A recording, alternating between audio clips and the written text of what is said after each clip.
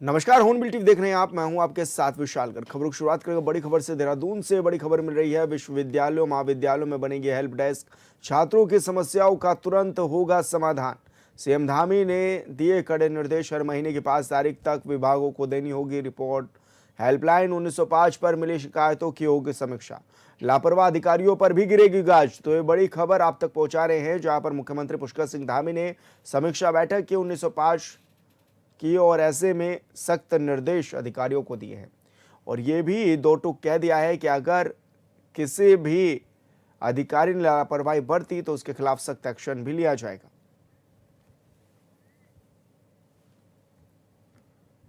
और संवाददाता योगेश आर्या हमारे साथ फोन लाइन पर जुड़ गए हैं। योगेश, किस तरह के निर्देश मुख्यमंत्री धामी की ओर से दिए गए हैं? देखिए विशाल, विश्वविद्यालयों और महाविद्यालयों में हेल्प डेस्क बढ़ाने को लेकर के मुख्यमंत्री पुष्कर सिंह धामी ने जो है निर्देश दिए हैं। जिस तरह से उन्होंने हेल्पलाइन 1905 को लेकर के समीक्षा बैठक की थी, उस दौरान जो है काफी शिकायतें उनके सामने आई थी। इसके दौरान जो है एक शिकायत छात्र से जुड़ी हुई थी, जिन्होंने कहा कि उनको डिग्री नहीं मिल पा रही है, उनको इधर उधर जो है चक्कर लगाने पड़ रहे हैं, काफी परेशानियों का सामना करना पड़ रहा है। जिसके चलते वहां पर साफ तौर पर निर्देश दिए गए कि इस छात्र की समस्या का समाधान किया जाए। इसके साथ साथ उन्होंने कहा कि छात्रों की समस्या के तुरंत के समाधान के लिए अब जो है विद्यालयों में जो है टैक्स बनाई जाए, जिससे तुरंत समस्याओं का समाधान होगा। वहीं सीएम धामी ने कड़े निर्देश भी दिए कि हर माह की 5 तारीख को विभागों को अपनी रिपोर्ट देनी होगी, समीक्षा करनी होगी कि आखिरकार कितनी शिकायतें, कितनों का समाधान जो है वो किया गया है। इसके दौरान उन्होंने साफ तौर पर यह भी कहा कि जो शिकायतें मिल रही हैं, उन पर जो लापरवाह अधिकारी हैं उन पर जो है कार्रवाई की जाए। यानी कि ये माना जा रहा है कि अब जो है जो लापरवाह अधिकारी है उन पर गाज गिरना तय है। यानी कि समस्याओं के समाधान को लेकर के लगातार मुख्यमंत्री साफ तौर पर निर्देश दिए। उन्होंने ये भी कहा कि जो छात्र हैं, जब तक वे पूरी तरह संतुष्ट नहीं होंगे, समस्या का समाधान नहीं माना जाएगा। यानी कि जिस तरह से लगातार छात्रों की समस्याएं सामने आएगी, उन्होंने साफ तौर पर कह दिया है कि अब जो भी छात्र की समस्याएं आएंगी, समाधान करना अनिवार्य होगा और उनको निचले स्तर पर ही वही समस्याओं का समाधान मिले, उनको हेल्पलाइन तक ना आना पड़े, उनको वहीं पर समाधान मिले, ताकि उनको ज्यादा परेशानियों का सामना न करना पड़े। तो निश्चित तौर पर देखना होगा कि जो निर्देश मुख्यमंत्री पुष्कर सिंह धामी ने दिए उन पर कितना अमल हो पाता है और आने वाले वक्त में छात्रों को कितना फायदा मिलता है, या इससे अलग भी जो लोग लगातार हेल्पलाइन पर जो है अपनी शिकायतों को दर्ज कराते हैं, उनको निचले स्तर पर अधिकारियों से न्याय कब तक मिल पाता है। लेकिन योगेश, लंबे समय से कुछ प्रक्रियाएं ऐसी हैं जो अटकी हुई हैं और लंबे समय से लोग मांग भी कर रहे हैं कि उनकी समस्याओं का समाधान नहीं होता। हालांकि मुख्यमंत्री कई बार ये निर्देश दे चुके हैं कि जल्द से जल्द निस्तारण हो, लेकिन बावजूद इसके भी अधिकारियों द्वारा देखा जाता है कि मामलों को अटकाया जाता है। आखिर इसके पीछे की वजह क्या है? देखिए बिल्कुल विशाल, जिस तरह से देखा जाए कि निचले स्तर पर अधिकारी जो है इलावाही करते हैं और वो कारण बनता है कि लोगों को परेशानी होती है, उसके कारण वह हेल्पलाइन का दरवाजा खटखटाते हैं, वहाँ अपनी शिकायत दर्ज कराते हैं और वहाँ से जब उसका निस्तारण होना प्रारंभ होता है तो उसमें भी समय लगता है। जिस तरह से मुख्यमंत्री पुष्कर सिंह धामी ने वहाँ बैठकर के कुछ लोगों से फोन पर बात की, उनकी समस्याओं का समाधान हो पाया है, नहीं हो पाया है, वह कितना संतुष्ट है, इस तरह की जानकारी ली है। इसी को लेकर के उन्होंने साफ तौर पर अधिकारियों को भी कहा कि वह स्वयं इसकी मॉनिटरिंग भी करें और समय समय पर बातचीत कर जानकारी हासिल करें कि आखिरकार कितनी समस्याएं हो पाई है। और इसके अलावा ये अधिकारियों के सभी विभाग के सचिव को कहा गया है कि वह तय करें कि जो भी अधिकारी निचले स्तर पर विभागीय स्तर पर जो उनके पास शिकायतें आ रही हैं, उसका निस्तारण करने में असफल क्यों हो रहे हैं। अगर वह शिकायत में जो है हिलावाई कर रहे हैं, वह इसको गंभीरता से नहीं ले रहे हैं, तो उन पर कड़ी कार्रवाई की जाए ताकि लोगों को न्याय मिलना शुरू हो। क्योंकि लोग काफी परेशान होते हैं, उनको हेल्पलाइन तक का दरवाजा खटखटाना पड़ता है, उनको यहाँ तक आने के लिए परेशान ना होना पड़े, निचले स्तर पर ही समस्याओं का समाधान हो सके। और अगर ऐसे में कोई अधिकारी हिलावाई करता है तो उसके खिलाफ कार्रवाई भी की जाए। जी बिल्कुल योगेश, बहुत शुक्रिया आपका तमाम जानकारी साझा करने के लिए।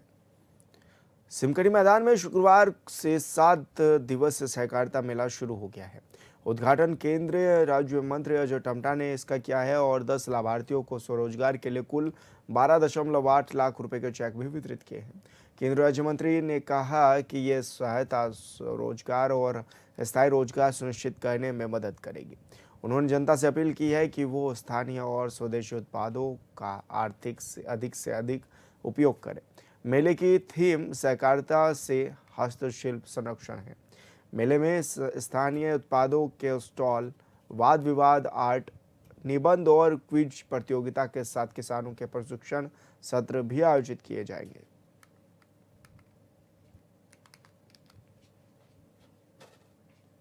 में सहकारिता के लिए केंद्र सरकार ने अलग से मंत्रालय बना करके इससे ताकत प्रदान करने का काम किया है, क्योंकि सहकारिता हमारे गांव से हमारे जितने भी उपक्रम हैं महिलाओं के, बहनों के, किसानों के और जो छोटे छोटी आजीविका के साधन बन सकते हैं, ऐसे सहकारिता को आगे बढ़ाने का काम नरेंद्र भाई मोदी जी और अमित शाह जी के मार्गदर्शन में चल रहा है।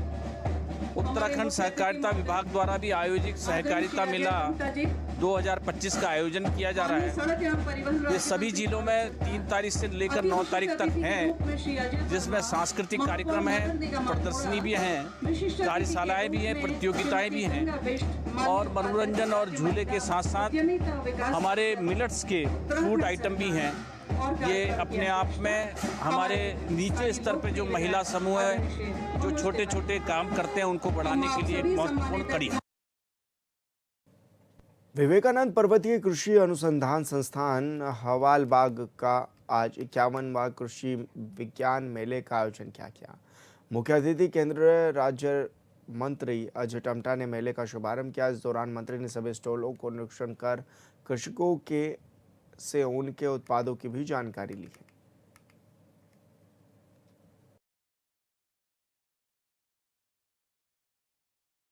91वें कृषि विज्ञान मेले का आयोजन आज किया जा रहा है, जो भारतीय कृषि अनुसंधान परिषद विवेकानंद पर्वतीय कृषि अनुसंधान संस्थान के जो प्रयोगात्मक प्रक्षेत्र हवालबाग में, इसमें करीब 800 किसान विभिन्न जिलों से उत्तराखंड के आए हैं और विभिन्न जो रेखी विभाग हैं और जो स्वयं सहायता समूह हैं, उन लोगों ने अपने स्टॉल लगाए हैं। और इसमें माननीय मंत्री केंद्र सरकार के माननीय श्री अजय टम्टा जी द्वारा जो है आज एक महत्वपूर्ण प्रजाति, जो कि मटर की प्रजाति है, जिसमें छिलका निकालने की ज़रूरत नहीं है, उसको पूरा छिलके सहित खा सकते हैं, उसका विमोचन वीएल माधुरी के नाम से उसका विमोचन किया गया है।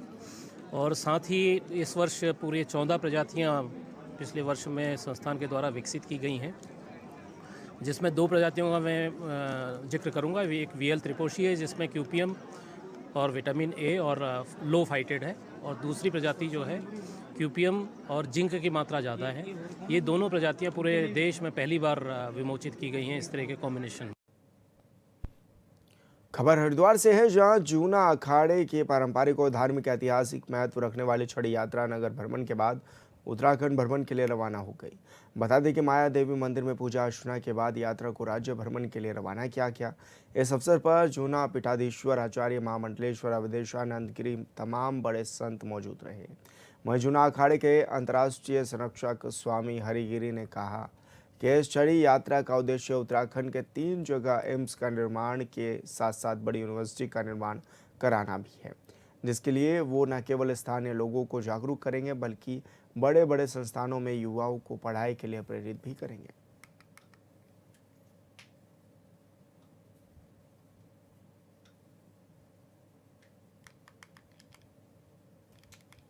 जो हमारी परंपराएं, उनके उस संस्कृति के प्रचार प्रसार के लिए जूना अखाड़ा के माध्यम से छड़ी जा रही है। सभी अखाड़ों में उसका आदर हुआ है। इस छड़ी के समय में हार्दिक शुभकामनाएं देता हूँ। पूज्य हरिगिरी जी महाराज ने सारी बातें कही हैं, बहुत बहुत बधाई। बढ़ते रहो।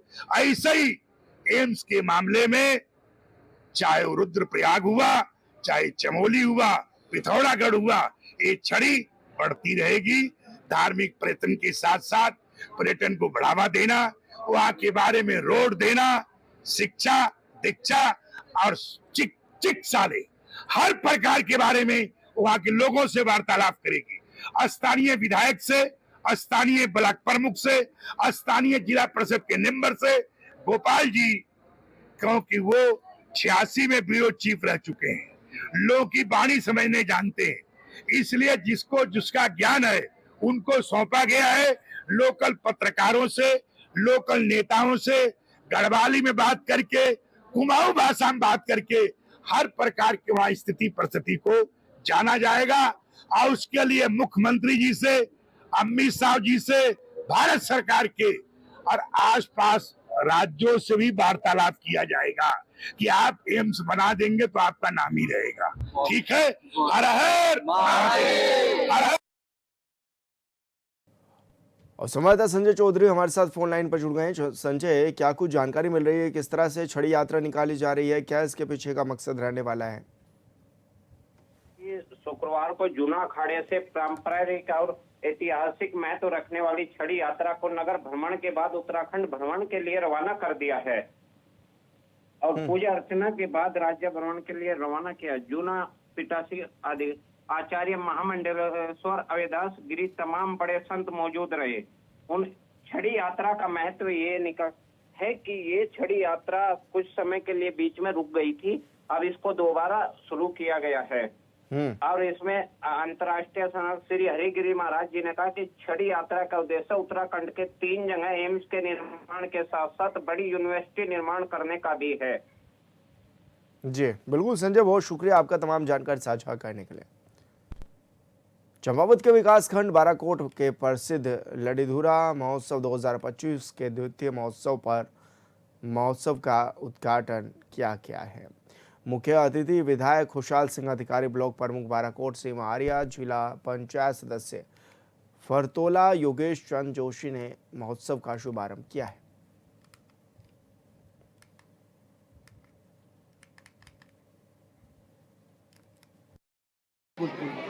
देखिए, ये जो लड़ीधुरा में हमें माँ की शक्ति मिली है, यह ऐसी शक्ति है कि इसका वर्णन जितना किया जाए वो कम है, क्योंकि मैं स्वयं से इस बात को लूँगा कि मुझ जैसे व्यक्ति जो एक सस्ते गली की दुकान, एक छोटे से व्यवसाय करता था, आज इस माँ की कृपा से आज हम लोग यहाँ पर हैं, तो इस माँ की कृपा और जनता का आभार है। क्योंकि इस माँ पे ये माँ काली के रूप में भी मानी जाती है, भगवती के रूप में भी मानी जाती है। इनके यहाँ जो सच्चे दिल से आता है, देखिए हमारे सम्मानित अध्यक्ष जी हैं, हमारे अध्यक्ष जी की जो 4 दिन 5 दिन का एक कार्यक्रम होता है, कार्यक्रम तो होता ही है, इससे पहले जो यहाँ इसकी व्यवस्था की जाती है, 1 महीने पहले से ये व्यवस्था की जाती है। सम्मानित पूरी कमेटी इनके साथ होती है, न इनको नींद लगती है, न इनको भूख लगती है। इस माँ की कृपा से मैं यह कहने में कहीं संकोच नहीं करूँगा कि जो सच्चे दिल से इस माँ के यहाँ प्रार्थना करने, माँ के दर्शन करने आता है, तो खाली हाथ नहीं जाता है, क्योंकि इस माँ की ऐसी असीम कृपा है। मैंने देखा जब हमने शुरू में ये मेले का शुभारंभ आप लोगों के द्वारा हुआ था, हमने देखा था तो हम 10 लोग यहाँ पर नहीं थे। आज माँ की कृपा से देखिए, जब इसका कुछ न कुछ आशीर्वाद माँ का मिलता होगा तो उस माँ की कृपा से ही, क्योंकि इस माँ की एक असीम कृपा है। अगर सच्चे मन से यहाँ पर जो इस माँ का स्मरण कर लेता है तो उसके पूरे, मैं एक दावे के साथ कह सकता हूँ कि उसकी मनोकामना पूरी होती है। खबरों में आगे बढ़ेंगे। भगवानपुर में दशहरे के मेले पर आए दुकानदारों ने नगर पंचायत के ठेकेदारों पर अवैध उगाई का आरोप लगाया है। उन्होंने कहा है कि दशहरे मेले पर रोजी रोटी कमाने के लिए दुकान लगाते हैं, लेकिन यहाँ पर 2-3 दबंग लोग हैं जो खुद को नगर पंचायत का ठेकेदार बताकर जबरदस्ती अवैध उगाई करते हैं। वहीं नगर पंचायत अध्यक्ष गुलबहार अहमद ने कहा है कि इस प्रकरण की जांच कराई जाएगी और जरूरी कार्रवाई भी अमल में लाई जाएगी।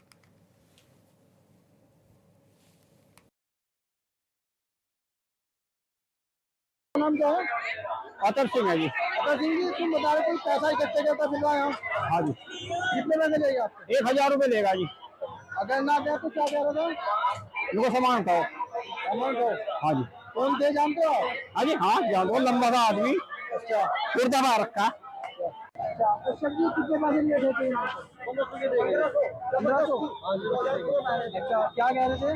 ये आगे के लिए योजना 1500 रुपये लेगा। रसीद थी कोई? पैसे ले गए तहसीलदारी वाले? 200 रुपये ले गए। कितने? 200 रुपये। 200 रुपये क्या कह के ले गए? ये बताते नहीं क्या है। अच्छा, कहते हैं कि 200 रुपये दो। ये जो तय बाजार वाले ठेकेदार हैं, अच्छा, जो ये क्या नाम है, मेले की तय बाजारी वाला, अगर अवैध वसूली की जा रही होगी उसकी जांच होगी। कितने रुपए? देखिए, इसका रुपए का तो ये होता है, जो मेले का मामला होता है, जो साल भर में एक मेला आता है, इसका तो रेट अलग होता है। और जो रोजमर्रा वाला दुकानदारों का हो, जो बैठने वाला हो, पीठ बाजार वाला होता है, उसका अलग होता है। लेकिन अगर अब ज्यादा ही लिया जाएगा, नाजायज पैसा लिया जाएगा, तो उसकी नगर पंचायत की तरफ से जांच होगी, उस पर कार्रवाई होगी। विकासनगर में नशा मुक्ति रैली का आयोजन किया गया। इस रैली में न्यायालय से न्यायिक अधिकारी, कर्मचारी और अधिवक्ता शामिल भी हुए। इस दौरान रैली में शामिल लोगों ने नारे लगाकर आमजन से नशा छोड़ने और समाज को नशा मुक्त बनाने की अपील भी की। वहीं आयोजन का मुख्य उद्देश्य युवाओं और विद्यार्थियों को नशे के दुष्प्रभाव से बचाने का संदेश देना रहा।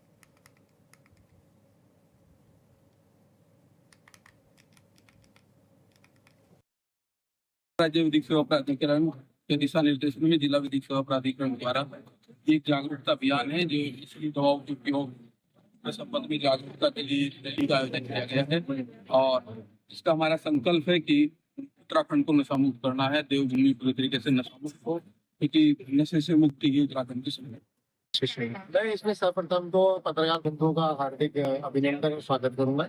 उत्तराखंड विधिक सेवा प्राधिकरण के द्वारा जो आह्वान किया गया था उसी तत्वाधान में जिला विधिक सेवा प्राधिकरण द्वारा हमारे माननीय जीएम महोदय के तत्वाधान में ये रैली निकाली गई है, जिसमें हम अधिवक्तागण और न्यायालय के स्टाफ हम सब उपस्थित हैं, जिसमें हम सबने बढ़ चढ़ के हिस्सा लिया है।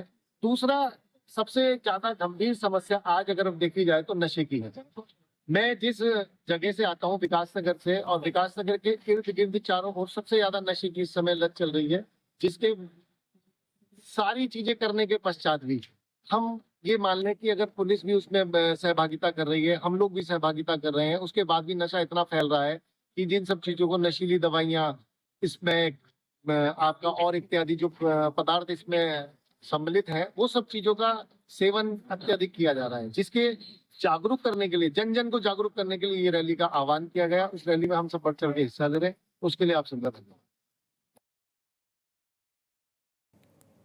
उत्तराखंड की खूबसूरत वादियां फिल्म निर्माताओं को अपनी ओर आकर्षित करती हैं और बड़े पर्दे की कई फिल्में उत्तराखंड में शूटिंग भी हो चुकी है।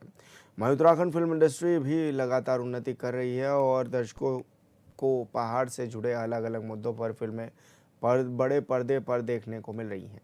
कुछ महीनों पहले रिलीज हुई गढ़वाली फिल्म मिशन देवभूमि भी दर्शकों को खूब भा रही है और दर्शक इसकी खूब प्रशंसा भी कर रहे हैं। डोईवाला के रानी पोखरी छोटू जी महाराज सिनेमा हॉल में फिल्म को दिखाया गया है।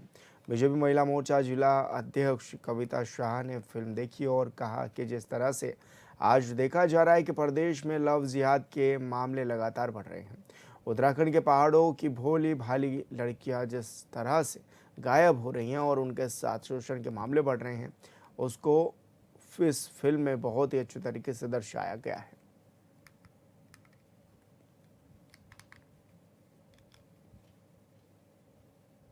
फिल्म जैसा आपको नाम से ही लग रहा है कि मिशन देवभूमि, तो आज हमारा पहाड़ एक शांत पहाड़ हुआ करता था, शांत प्रदेश हुआ करता था, लेकिन आज जो है अपराध चरम पर है यहाँ पर, और यहाँ पे इस तरीके की घटनाएं चरम पर हैं। उसके बहुत सारे रीज़न हैं कि क्यों है इतने जो 20 ये लगा लीजिए कि 2025 चल रहा है। इन 25 वर्षों का आज उत्तराखंड हो गया है। उस 25 वर्षों में हमारी जो स्थिति बदली है, चाहे वो आपकी डेमोग्राफी चेंज हुई है, चाहे वो हमारी फिल्म का जो है वही आधार है कि 25 वर्षों में आज की डेट में जो हमारी फिल्म बताती है कि भाई आज हम उत्तराखंड पाके हमें मिला क्या, वो चीज़ें और जो आज हमारी मूलभूत समस्याएं हैं वो आधार है इस फिल्म का। और क्या हमारे ऐसे कुछ छुपे हुए मिशन यहाँ काम कर रहे हैं कि आज अगर हम जागरूक नहीं हुए तो आने वाले सालों में, जहाँ तक मेरा मानना है कि 2030 तक यहाँ डेमोग्राफी बिल्कुल चेंज हो चुकी होगी और वो समय दूर नहीं है कि ये शांत प्रदेश एक अशांत प्रदेश के रूप में एक नया रूप विकसित हो जाएगा। मैं आप सब न्यूज़ चैनल का दिल से धन्यवाद करती हूँ कि आप लोग यहाँ पे आए। और जहाँ तक स्टोरी लिखने का जो बात है, हम न्यूज़ सुबह उठते हैं, सबसे पहले हमारे हाथ में अखबार होता है। कोई दिन ऐसा नहीं जाता जिस दिन हम पेपर में ऐसी कोई न्यूज़ ना पढ़ें। एक नहीं कई बड़े बच्चों को हम लेके चलते हैं कि बड़े बच्चों के साथ में ऐसी घटनाएं हो रही हैं। लोग बोलते हैं कि उनका पहनावा ऐसा है, लोगों को इस वजह से उनके साथ में घटनाएं, लेकिन छोटे बच्चों के साथ कई घटनाएं ऐसी है कि 8 साल की बच्ची के साथ में, 10 साल की बच्ची के साथ में ऐसी घटनाएं होती। तो मन में कहीं ना कहीं एक मतलब होता है कि आखिर क्यों हो रही हैं ये सब चीज़ें। मेरी खुद की एक अपनी बच्ची है, तो डर लगता है कभी कभी कि पता नहीं मेरी बच्ची के साथ में कभी अगर ऐसी कोई घटना हो गई तो कैसे वो पेरेंट्स कैसे फील कर पाएंगे उस चीज़ को। बस ये सब चीज़ें थी कि एक विचार आया कि इस चीज़ पे एक स्टोरी लिखी जानी चाहिए। देखिए, जैसे कि ये अभी मिशन देवभूमि, ये मूवी हम लोगों ने अभी देखी और बहुत ही मतलब लाजवाब ये मूवी बनी है। बहुत ही सुंदर मूवी ये बनी है और इस मूवी में जो किरदार अदा किया है, जो एक्टर है रवि ममगाई जी, उन्होंने जो महावीर की भूमिका अदा करी है इस मूवी में, बहुत शानदार उन्होंने अपना रोल अदा किया है। और इस देवभूमि में क्योंकि पिछला अगर हम लोग रिकॉर्ड उठाते हैं, जो सोशल मीडिया, इलेक्ट्रॉनिक मीडिया और प्रिंट मीडिया के माध्यम से जो उत्तराखंड के अंदर लव जिहाद के जो प्रकरण हम लोगों को देखने को मिले हैं, हमारे प्रदेश की जो बहुत भोली भाली लड़कियां हैं और जल्दी से बहुत जल्दी किसी पे भी विश्वास कर लेती हैं, और हमारे प्रदेश के अंदर जो अन्य प्रदेशों के जो मुस्लिम समुदाय के जो ऐसे लोग हैं वो उत्तराखंड के अंदर आकर विभिन्न कारोबारी के रूप में कारोबार यहाँ पर कर रहे हैं, जैसे छोटा छोटा कारोबार कर रहे हैं और अपना नाम और जो अपनी जाति है उसको छुपाकर वो इस प्रदेश के अंदर अपना कारोबार तो कर ही रहे हैं। साथ में हमारे जो प्रदेश की जो लड़कियां हैं, जो कच्ची उम्र की बेटियां हैं, उनको बहला फुसला कर वो अपने प्यार के जाल में फंसा कर, और कई जगह देखा जाता है कि उनको भगाकर वो अपने दूसरी जगह ले जाते हैं। ऐसी घटनाएं हमें प्राय यहाँ देखने को मिलती होती। और फिलहाल इस बुलेटिन में इतना ही। आप देखते रहिए हॉर्नबिल टीवी। नमस्कार।